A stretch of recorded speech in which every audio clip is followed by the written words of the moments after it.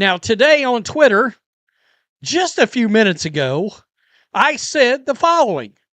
In October of 2024, we found out the WNBA had lost $40 million for the 2024 season. Literally, the season had just ended. We already knew they lost money. Where is the 2025 report at? Who's holding it? Why don't we know? CBA talks, ? Players don't want it out that the league lost money again, ? Are barely. A significant question has emerged regarding the WNBA's financial transparency for the 2025 season, particularly as collective bargaining agreement negotiations continue between the players' union and league ownership. The absence of publicly available profit or loss figures has raised concerns about timing and potential strategic information management. Historical context provides an important baseline for comparison. In October 2024, financial disclosures revealed the league had experienced a $40 million loss during the 2024 season. These figures became public knowledge almost immediately after the season concluded, allowing stakeholders and observers to understand the league's economic position. Lost money again? ? Are barely made a profit? ? At New York Post. Show me the money. This is the article that they put out. October 18th of 2024. Guys, it's 12/27 of 2025. We don't know if the league made any money or not. And I'm going to keep it real here. But Rhodes, they got the $2.2 billion media rights deal. Oh. The New York Post published detailed reporting on the 18th of October 2024, documenting these losses and noting frustration among NBA owners who subsidize WNBA operations. Fast forward to December 2025, and no comparable financial disclosure has emerged for the most recent season. This delay stands in stark contrast to the previous year's prompt reporting. The timing coincides directly with ongoing CBA negotiations, where players have discussed potential work stoppages and are seeking substantial compensation increases and revenue-sharing arrangements. Several factors complicate predictions about 2025 financial performance. Here. But Rhodes, they got the $2.2 billion media rights deal. Oh, hold on, though. Hold on. All right. Disney, Prime Video, and NBCU to distribute 125 WNBA games annually beginning with 2026 season through 2036. The new media rights deal did not count towards the revenue of 2025. The league secured a landmark $2.2 billion media rights agreement with Disney, Prime Video, and NBCU. However, critical details matter here. This deal covers 125 games annually, beginning with the 2026 season and extending through 2036. The financial benefits from this agreement did not contribute to 2025 revenue calculations. The new contract represents approximately $240 million annually, a substantial increase from the previous $60 million annual arrangement, effectively adding $200 million in yearly revenue once activated. Expansion fees collected in 2025 might have contributed positively to the ledger, along with increased viewership and star power driving merchandise and ticket sales. 25. Who's holding these numbers? Now, your boy, meaning me, I want to see this. Who is hiding them? I would love to know. While the exact WNBA profit figures for 2025 aren't public, well, why not? They were public in 2024. Projections from various analysts suggest the league could eventually reach $1 billion in total revenue, fueled by marquee players like Caitlin Clark and growing fan engagement. Yet these remain projections rather than confirmed financial statements. The strategic question centers on why verified numbers remain unavailable when past practice demonstrated rapid disclosure. Several possibilities exist. Perhaps the league achieved modest profitability, say $14 million, which would represent a historic milestone but might undermine player negotiating positions when seeking substantial compensation increases. Projections show massive revenue growth, with the league potentially hitting $1 billion in revenue, driven by star players Caitlin Clark, increased viewership, and a new $2.2 billion media rights deal. Well, that's exactly why I took you over here, to show you the media rights deal doesn't kick in until they start playing games this next year.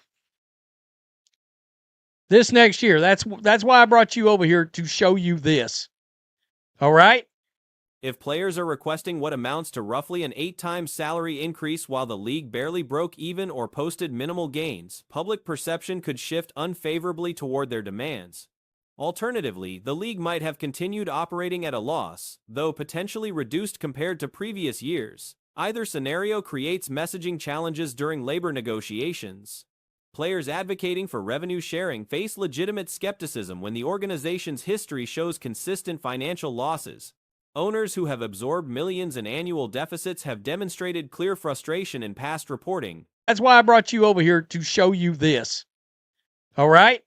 Meaning they were not getting that cut as of yet. Do I expect them to have some kind of a profit once this media rights deal right here kicks in? Yes.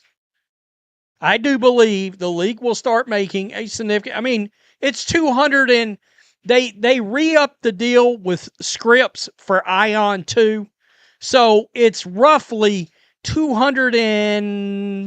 240 to 200. The media landscape surrounding these negotiations appears notably one-sided. Most sports journalism outlets have published coverage heavily favoring player perspectives, with relatively few sources providing balanced analysis of ownership positions and economic realities. David Sampson, appearing on the Dan Le Batard Show, offered one of the rare neutral takes, suggesting owners might consider shutting down operations entirely if negotiations reach an impasse. ESPN, Front Office Sports, and similar platforms have largely amplified player demands without equivalent scrutiny of financial sustainability questions. This media dynamic raises questions about whether outlets possess financial information they're choosing not to publish. 40 to 260 million per year. All right, that's up from 60 million per year. So it's a $200 million gain. So do I expect the league to now show a completely different revenue figure at the end of next year? When we get to October of 2026, do I expect the numbers to be up? Yeah. There's expansion fees and all that kind of thing that probably went into 2025. Forbes, Wall Street Journal, and other business-focused publications that typically cover sports league finances have remained silent on WNBA 2025 results. For labor negotiations to proceed, both parties necessarily have access to accurate financial data. Balance sheets and revenue figures must exist for meaningful discussions about compensation structures tied to league performance. The strategic disadvantage for players becomes apparent when considering timing. Opting out of the current CBA before the new media deal generates revenue means negotiating from a position where historical losses dominate the conversation. Waiting until after the 2026 season, once the substantial media rights payments begin flowing, would have provided concrete evidence of improved financial health to support compensation demands. Thing that probably went into 2025. Maybe the numbers are up. My question is, where are the numbers? Where's the numbers? Who's holding the numbers? Of all, why hasn't the New York Post put out these numbers? By the way, when you read that article from 2024, NBA owners were pissed that they had lost money again. If financial figures eventually surface showing minimal profitability or continued losses, players face a public relations challenge. Rejecting significant salary increases while demanding revenue sharing from an operation that barely sustains itself or continues losing money creates optics problems. The general public awareness that the league has never turned meaningful profit frames these negotiations in ways that complicate player messaging. The theory gaining traction suggests a coordinated effort to keep 2025 financial results private until after CBA negotiations conclude. This would allow players to negotiate without public pressure stemming from disappointing financial performance and prevent owners from using modest results as leverage in public discourse. Obviously, Nike, views with the Nike Caitlin Clark thing. So right now, if you're looking at the amount of views. I'm looking at Nike right here on my phone on Instagram. Caitlin Clark ad has 30.3 million views. Like, the only comparable view, anything view-wise, in the last... I'm just trying to think what has had more. So, since Caitlin Clark's very first reveal, Whether this represents intentional suppression or simply delayed reporting remains speculative, but the deviation from established disclosure patterns raises legitimate questions. Outside observers and analysts across the sports media landscape have expressed interest in seeing these figures before negotiations conclude. Understanding whether the league achieved its first profitable year, experienced reduced losses, or continued significant financial struggles would provide crucial context for evaluating the reasonableness of various negotiating positions from both players and ownership. The contrast with 2024's immediate disclosure makes the current silence conspicuous. By this point in the calendar, based on past precedent, financial results should be widely reported and analyzed. Since Caitlin Clark's very, very first reveal, 22.4 million views. Between the Caitlin Clark logo reveal and this Caitlin Clark video, the only Instagram videos from Nike that have more views is a video about the Dodgers and Ohtani winning. And then they're like championship thing. That is it. Obviously, almost 30 million views for Caitlin Clark Nike Instagram. Most view posts on Nike's. Instead, the vacuum of information persists, while both sides position themselves for what could be contentious negotiations with potential work stoppages on the horizon. Regardless of ultimate motives, the lack of transparency serves neither the public interest nor the long-term health of constructive labor relations. Stakeholders from fans to media to business partners deserve clarity about the league's economic trajectory, especially as major investments and expansion plans move forward. The financial reality, whether positive, negative, or somewhere between, will eventually emerge. The question remains whether that information surfaces before or after parties commit to a new collective bargaining agreement that will govern league operations for years to come. For Caitlin Clark Nike Instagram, most view posts on Nike's page since the Olympics. No, it's not. It is in fact not the most viewed. There is a more viewed post. There is a when the Brazilian women's football team won. There's 100 million, I think.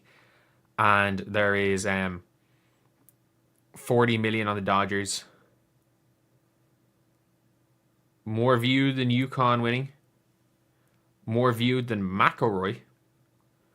And the fact is that this is only in 2 days. The Caitlin Clark promotional video from Nike has become an extraordinary phenomenon in digital marketing, achieving viral status across multiple platforms. The commercial's reach has been nothing short of exceptional, generating massive engagement numbers that rival some of the biggest moments in sports advertising history. On Instagram alone, Nike's official account shows the Clark advertisement accumulating 30.3 million impressions. This staggering figure places the content among the top-performing posts in the brand's entire social media catalog. To put this in perspective, very few marketing pieces from Nike have achieved comparable traction. And the fact is that this is only in 2 days. It is the 27th. The reality is that you could be looking at upwards of 40, 50 million views on this post. And yeah, like the winning isn't for everyone post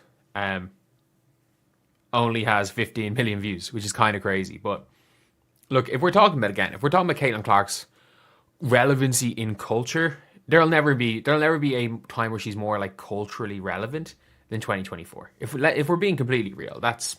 The Clark logo unveiling earlier garnered 22.4 million views, but this latest release has substantially exceeded that benchmark. Among Nike's content library, only a handful of posts have outperformed this campaign. Coverage of the Dodgers World Series triumph featuring Shohei Ohtani reached similar heights, while Brazil's Women's Soccer Championship celebration achieved approximately 100 million views. The Clark campaign has surpassed content celebrating UConn's victories and numerous other significant athletic achievements. Remarkably, Nike's Winning Isn't For Everyone initiative only reached 15 million impressions, making Clark's commercial performance even more impressive by comparison. Real. That's what it is. Like, it is what it is. There will not be a time where she'll be more quote-unquote culturally relevant than 2024, but there is a big but here, And it is a fact that Caitlin Clark is still one of the biggest sports stars in the world. And if we're talking women's sports, still no ifs, ands, or buts about it, the biggest star. Like, she is global superstar to the level that I don't think we thought, like, anyone would think was possible. The timeline makes these metrics particularly notable. Within just 2 days of release, the advertisement reached the 30 million threshold on Instagram. Combined across all digital platforms, the total reach approaches 50 million impressions. Analysts project continued growth that could push the final count toward or beyond the 50 million mark across social channels. While 2024 represented Clark's zenith in terms of widespread cultural awareness, her continued prominence in the sporting world remains undeniable. Like anyone would think was possible in women's sports outside of tennis. Because there, for me, I think there absolutely is an argument that like there have been tennis players more popular than Caitlin. And there probably have been players in other sports more popular than Caitlin on the women's side. But as far as basketball is concerned, that's just not happening. It's just not happening. And we're now at the stage that you're looking. Within women's athletics specifically, Clark occupies an unparalleled position. Her global recognition has reached levels previously considered unattainable for basketball players in women's professional leagues. Historical context shows tennis has produced female athletes with comparable or greater worldwide fame. Certain sports have launched women to international superstardom that matches or exceeds Clark's current status. However, basketball as a discipline has never witnessed this magnitude of star power in its women's division. We're now at the stage that you're looking at just in all of overall sports relevance. And look, and that is the one thing, and that is, I like to see it because that is the one thing that the women's sports people tend to have over their male counterparts, which ironically Caitlin Clark doesn't fall into this category. It's that a lot of these players, maybe not necessarily Caitlin, but for Angel, Paige, these players are very much, they are social media savvy. It's why when Jared McCain was coming up, Clark's visibility now extends beyond gender-specific comparisons, placing her among recognizable figures across all sports categories. Female media savvy. It's why when Jared McCain was coming up, when he was hooping as a rookie, everyone's talking about, oh shit, he's this TikToker. He's, the kids all love him, all this stuff. Kids love LaMelo Ball. Like, LaMelo Ball literally was the cause of the fucking 6'7" meme. He was the cause of the 6'7" meme. But yeah, it's all around one of those things where when you are looking at, when you're looking at Caitlin Clark, when you're looking at women's sports, like on social media is where a lot of it is. And it's just, many athletes command large social followings that don't consistently translate to people watching competitions. Countless players enjoy dedicated fan communities numbering in the hundreds of thousands whose engagement primarily remains digital rather than extending to live game consumption. Clark represents the exception to this pattern. Her supporters demonstrate consistent behavior of converting their online interest into tangible viewership through attending games and watching broadcasts.